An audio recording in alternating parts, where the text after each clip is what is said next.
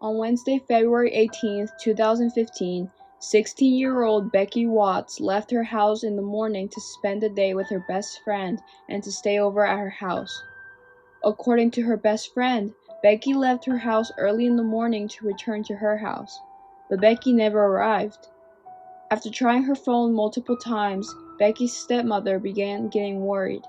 The next day, Becky's boyfriend showed up to the house to ask for Becky since she wasn't answering her phone. After hearing this, her stepmother told him that she had stayed the night at her friend's house and that she hadn't returned yet. After this, they decided to contact her friends to ask for Becky, but soon realized that no one had seen Becky since she left her friend's house. 11 days later, her dismembered body was found in a stranger's shed. What happened after Becky left her best friend's house on February 19th, 2015? Becky Watts grew up in Bristol in the UK with her dad and her stepmom Angie. She also grew with her biological brother, but soon after he moved in with his mom. Becky also grew up with her older stepbrother, Nathan. Becky had much love for her brothers, and she loved to be around them. Her older brother Daniel, who was 2 years older than her, had a certain affection for his baby sister. Nathan, on the other hand, did not like Becky very much. Nathan was 10 years older than Becky. He was 12 when he met 2-year-old Becky. Even though Nathan treated her badly, Becky still loved her stepbrother very much. As a matter of fact, Becky's first word was Nathan. As they got older, Nathan's behavior towards Becky got worse. When Becky was 12 years old, she was diagnosed with depression and anorexia. Despite being dangerously underweight, 22-year-old Nathan still proceeded to make fun of her and tell her that she was fat and needed to lose weight. This nearly cost Becky her life. A year later, Becky was finally getting better. Pretty soon, Nathan began developing more alarming behaviors. He visibly showed that he had a big interest in girls that were younger than him. When Nathan was 19 years old, he began dating girls no older than 12. A few years later, when Nathan was 21, he began dating 14-year-old Shauna Hoare. On February 20th, 2015, after no one could get a hold of Becky, her stepmother called Becky's dad and he immediately came home from work. They went and reported her missing. After interrogating everyone, Nathan's girlfriend admitted that she saw Becky on Thursday morning. This immediately shifted police attention to Shauna since previously everyone believed that her best friend was the last person to see her. But now they are finding out that it was actually Shauna. After further investigating, police found out that Becky previously told her therapist that she was afraid of Nathan. Her best friend also mentioned that a few days prior, she heard from Becky that Nathan had threatened to kill her with a hammer and told her in detail how he would murder her. After finding this suspicious, they decided to check Becky's house forensically, since now Shauna had confirmed that Becky did in fact arrive home that morning, making police believe that maybe Becky came home but never left. After forensically searching her parents' house, they found blood that wasn't visible to the naked eye. They also found a fingerprint in the blood stain on the doorframe. They took this to be tested. After a few days, they got the results back, and the blood did in fact belong to Becky, and the fingerprint belonged to Nathan. That day they went and arrested Nathan. After taking them in, they began searching their house. The house was an absolute mess and was completely cluttered in things, but police realized that the one thing in the whole house that was squeaky clean was the bathtub. They also found a receipt in the kitchen stating that Nathan had bought a saw, gloves, and masks. On March 2nd at around 10 a.m., Nathan finally turned in his written confession. In this is the following. I, Nathan Charles Matthews, date of birth 9 of January 1987, accept that I am responsible for the death of Rebecca Watts. On the 19th of February 2015, I attended 18 Crown Hill with my girlfriend Shauna Hoare. 18 Crown Hill is where my mother lives with Darren Galsworthy. Rebecca Watts also lives here. Shauna is my mother's registered carer, so we regularly go to her house to help with housework and other helps that my mother needs. Although we usually went there on Monday, Wednesdays, and Fridays, we did also go there on other days. On Thursday, 19th of February, part of the reason for going was to return a tin to my grandmother. My grandmother was due to take my mother to a medical appointment and bring her back. In my car, I had a large bag, a stun device, handcuffs, tape, and mask. I had developed an idea to scare Rebecca by kidnapping her. I wanted to kidnap her to teach her a lesson. I believed that she was selfish and that her behavior towards my mother was a risk to her health. When we got to 18 Crown Hill, we let ourselves in with a key my mother had left in the recycling box.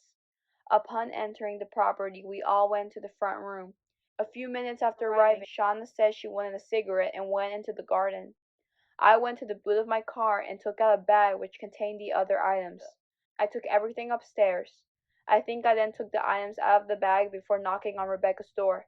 She replied, "What?" or "Hello," and I said, "Can I see you for a minute?" or similar words.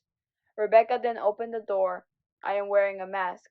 I cannot be sure in which order things happened immediately after she came to the door, but I used the items I had to subdue Rebecca. During a short struggle, my mask slipped and Rebecca was able to see my face. This caused me to panic, and I strangled her when she was partially in the bag. I collected the items I had used, put them and Rebecca into the bag, and zipped up the bag. I also took her phone, tablet, and laptop together with shoes, some clothes, and a duvet cover from the spare room in a separate bag. I took everything downstairs and put it in the boot of my car. Back in the house, I waited to hear Shauna, then slammed the front door shut. Before going to the front room, I checked that Shauna was not in that room. The rest of the day at the house goes as it normally would if we were there. We left at around 7 p.m. The rest of the evening passed as usual, but I cannot remember exactly what we did. After Shauna went to bed and slept, I waited a while and went out to the car and brought the bags into the house.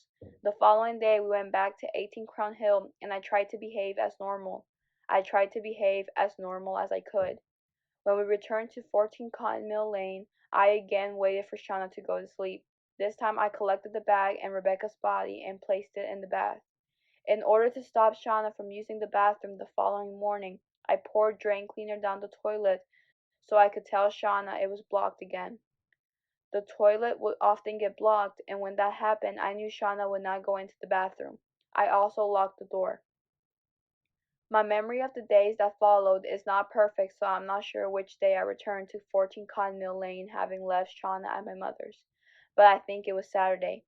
When I got back to 14 Cotton Mill Lane, I tried to dispose of the body by cutting it up with a circular saw. Initially, I wrapped up the body parts and took them back downstairs and hid them. I'm not sure how many days later, but on another day, I took the body, the saw, and other items to 9 Barton Court, Barton Hill, and placed them in the garden shed. I took them to this address with 2 other people. I did not tell them what was in the bags and the box, and I said I would collect them in a few days. Both of these people are men, but I do not want to name them.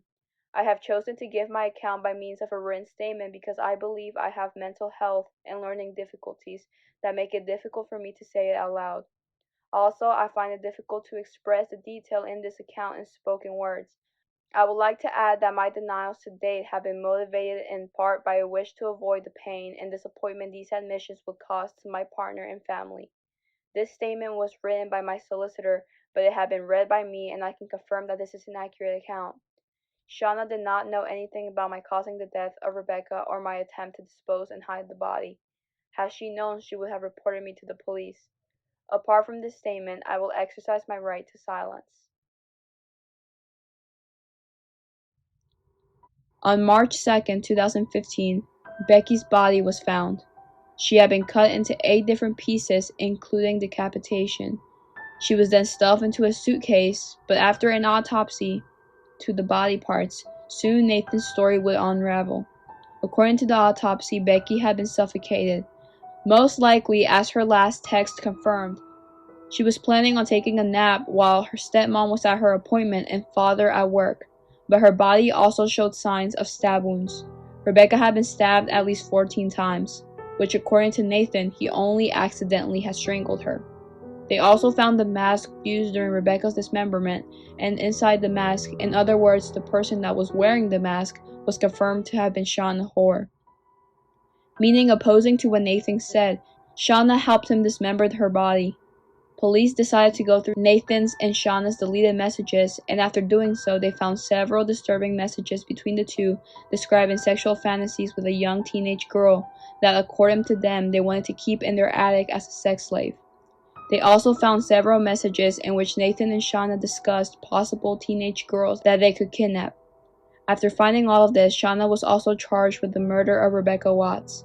And the following is what so far is believed to be the full theory of what really happened that day, backed up by evidence as well as the autopsy. Becky came home from her sleepover. She decided she wanted to take a nap and sent her last text message stating she was going to do so. Shortly after Nathan arrives at the house, he proceeds to go upstairs, and while Rebecca is asleep, he grabs a pillow and begins to suffocate her. After she's believed to be dead, he takes her and puts her in the boot of his car. After everyone arrives and walks right past Nathan's car containing Becky's body, they proceed with their day as normal. Once arriving home that late evening, they take her body out and put it in the bathtub, where he proceeds to stab her multiple times. They then leave her body there for 2 days. This is known because 2 days after Becky was murdered is when Nathan and Shauna were seen by cameras purchasing the saw and other supplies.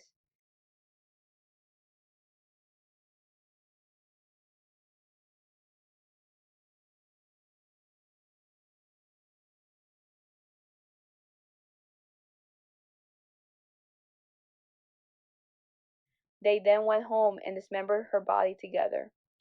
They took each piece and wrapped it up and placed them in suitcases, and then asked those friends to deliver the suitcase to the shed. Nathan was found guilty and sentenced to life in prison with a minimum of 33 years. Shauna was also sentenced to 17, as even though she helped dismember her body and hide it, it could never be proven that she actually participated in the murder itself, as she claimed she was outside smoking until Nathan came to put the body in the car. The other two suspects who hid her body in their shed claimed they thought it was drugs and never knew it was a body. They were only sentenced to 2 years and the other to 16 months.